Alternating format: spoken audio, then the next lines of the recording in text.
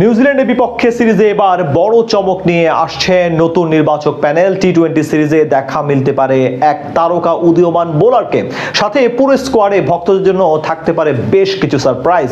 BPL NCL এ performance করে প্রথমবার স্কোয়াডে জায়গা করে নিতে পারেন এক ক্রিকেটার। নিউজিল্যান্ডের বিপক্ষে টি-20 সিরিজে আসতে যাওয়া সেই সব চমক এক করে বিস্তারিত শুনবো এই প্রতিবেদন থেকে।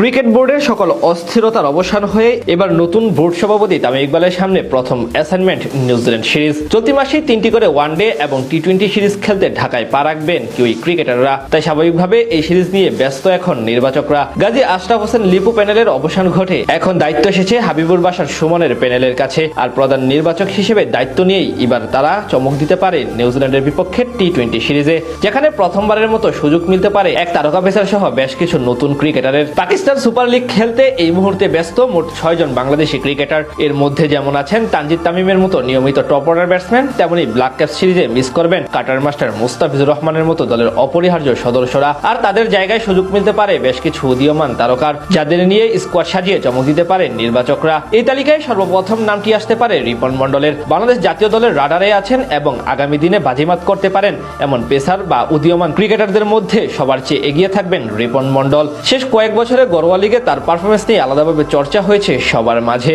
বিশেষ করে গেল বিপিএল এ রাজশাহী ওয়ারিয়র্সকে চ্যাম্পিয়ন করার পেছনে গুরুত্বপূর্ণ ভূমিকা রাখেন তিনি। তার আগে রাইজিং স্টার এশিয়া কাপেও দুর্দান্ত বোলিং করে সবার নজর কাড়েন রিপন, যার উপর ভিত্তি করে প্রথমবারের মতো টি-20 স্কোয়াডে ডাক পেতে পারেন রিপন মন্ডল।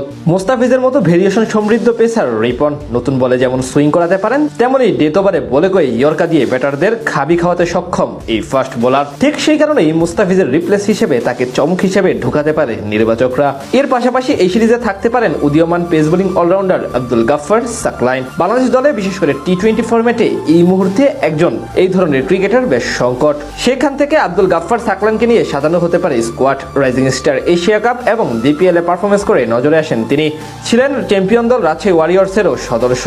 যেহেতু এই মুহূর্তে বাংলাদেশ দলের 3 পেসার নিউজিল্যান্ড সিরিজ থাকবেন না, সেখান থেকে সারপ্রাইজ হিসেবে তাকে বাজিয়ে দেখতে পারে নির্বাচকরা। এদিকে তাদের দুজনের মতোই নতুন করে আলোচনায় আসেন মিস্ট্রি স্পিনার আলিসাল ইসলাম। দীর্ঘদিন ধরে জাতীয় দলের আশেপাশে থাকলেও ইনজুরি তার ক্যারিয়ারের বড় একটি অংশ কেড়ে নিয়েছে। তবে গেল বিপিএল পারফরমেন্সের কারণে আরো একবার জাতীয় দলের দুয়ার খুলতে পারে আলিসের, যার আরো একটি কারণ রিশাদের পিএসএল খেলা। এখন অব্দি 56টি সংক্ষিপ্ত ফরম্যাটের ম্যাচে 59 উইকেট শিকার করেছেন মাত্র 6.42 ইকোনমি রেটে। সব মিলিয়ে এই চমকগুলোই দেখা যেতে পারে আসন্ন নিউজিল্যান্ডের বিপক্ষে টি-20 সিরিজে। ক্রিকেট বোর্ডের সকল অস্থিরতার অবসান হয়ে এবার নতুন বোর্ড সভাপতি তামিম ইকবালের সামনে প্রথম অ্যাসাইনমেন্ট নিউজিল্যান্ড সিরিজ। চলতি মাসেই 3টি করে ওয়ানডে এবং টি-20 সিরিজ খেলতে ঢাকায় পা রাখবেন কিউই ক্রিকেটাররা। তাই স্বাভাবিকভাবে এই সিরিজ নিয়ে ব্যস্ত এখন নির্বাচকরা।